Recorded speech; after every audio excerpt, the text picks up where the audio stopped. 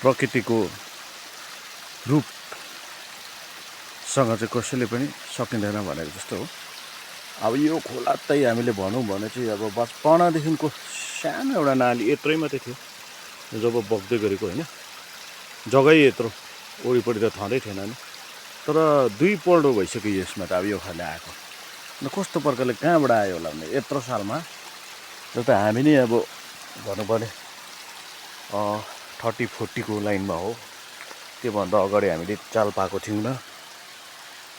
अन्त यस्तो अब प्रकृतिहरू अहिले धेरै नै बिग्रेर गइसकेको छ होइन। अहिले यसको अब अलिकति मैले जानकारी दिनु पर्दाखेरि चाहिँ अब मेरो ज्ञान हजुरहरूको ज्ञान होइन, तर मेरो ज्ञानले भ्याएको चाहिँ म चाहिँ के भन्छु भन्दाखेरि चाहिँ यो सब घटना चाहिँ कसरी घट्दो रहेछ भन्दाखेरि अहिले चाहिँ हामीले झार जङ्गलमा भनौँ भने रुखपात धेरै नै मासेर गयो, मान्छेले धेरै नै मास्ने काम गर्यो। त्यसले गर्दाखेरि जति भएको पानी बर्खामा आएको पानी जमिनमै नै आउनु पर्यो। पहिला चाहिँ रुखपातले धेरै नै तान्थ्यो भन्ने हामीले उहिलेदेखि अब यस्तो यो यत्रोदेखिको यो कहिले पनि ठुलो नहुने खोला थियो। बर्खामा त बढ्छ, तर यस्तो रुख आउनु पनि अब अहिले त कत्रो जग्गा भएको छ नभनेको यो 40-50 फिट ठुलो भएको छ। यता गरेर हो 40-50 फिट। पहिला भनौँ भने ज्यादामा ज्यादा यो 3.5 फिट 4 फिटको मात्रै खोला हो यो।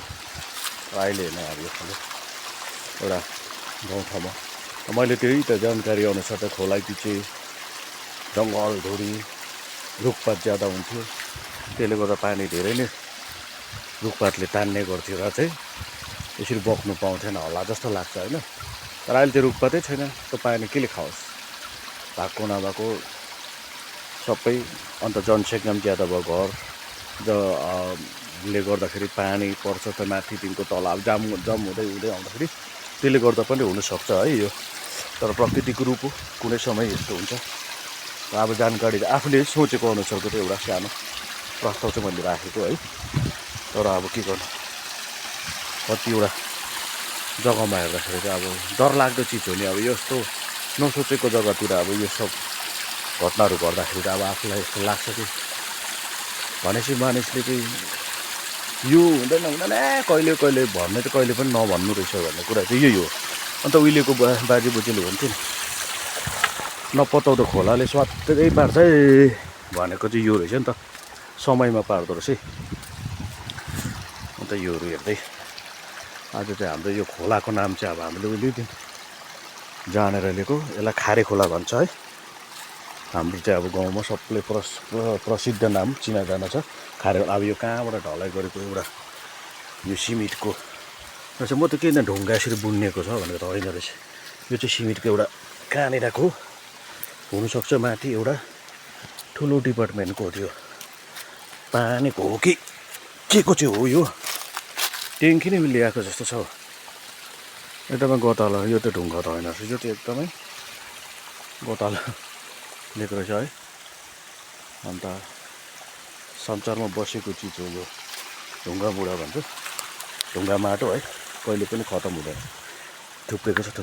तर अब यो खाले चाहिँ बगेर ल्याउँछ भने चाहिँ आँट चाहिँ अब सोचेको थिएन। अब यो त अन्त नभनेको पनि एउटा अन्त मारुति भ्यान जत्रो छ, यो त झन् सिमेन्टको डल्ला त अन्त पिकअपको टाली जत्रो यो खाले ढुङ्गाहरू ल्याउँछ कसलाई।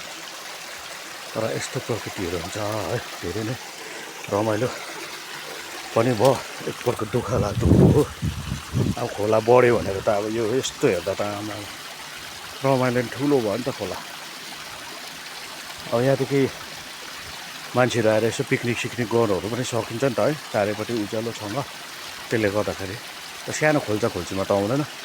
एकपल्ट यो बाटो यहीँ नजिक पर्यो, अब यहाँ पछि हाम्रो यहाँबाट पनि रोड उता जाने सम्भावना भइसकेको छ। त्यसले गर्दाखेरि चाहिँ अब यहाँनिर रमाइलो हुन्छ पछि चाहिँ। तर यो प्रकृतिको रूपसँग चाहिँ सबैजना जोगिनु र यो बर्खा लाग्दै जाँदैछ, फेरि पनि सबैजनालाई जानकारी आफू चाहिँ एकदमै विषय भएर बस्नु पऱ्यो होइन। अन्त हामी चाहिँ अब यसो ढुङ्गा घारीमा चाहिँ अलिकति हिँड्ने बानी भएर खुट्टाहरू काम्दो रहेछ। र म चाहिँ यो ठुल्ठुलो ढुङ्गामा टेक्नु मन पर्दैन टेक्दै हिँड्दैछु हो अलिक झर्नु पो गाह्रो भयो ल त र यसरी भिडियोहरू बनाउँदै खोला नालातिर यसो घुम्नु पनि सुबह बिहानीको है एकदमै राम्रो चिसो हावा चिसो मौसम उहिलेकोले भनेको जस्तो सेसिँदै लाग्छ कहाँ गइरहेछ भन्छ अहिले छैन त्यस्तो सेसिँदै बिचरा भूत प्रेत छनु चाहिँ छ बिचरा उनीहरू पनि अब अहिले चाहिँ एकदमै गुप्ती रूपमा 2-3टा किन मान्छे जनसङ्ख्या अब जिउँदो भूतै ज्यादा भयो कहाँ अहिले त अन्त गाह्रो छ नि त बिचराहरूलाई पनि तर्साउनु मरेर 100 जनामा 1 जनालाई तर्साउँछ होला अहिले त रमाइलो पनि छ मेरो त एक तरफ कुराहरू त है ल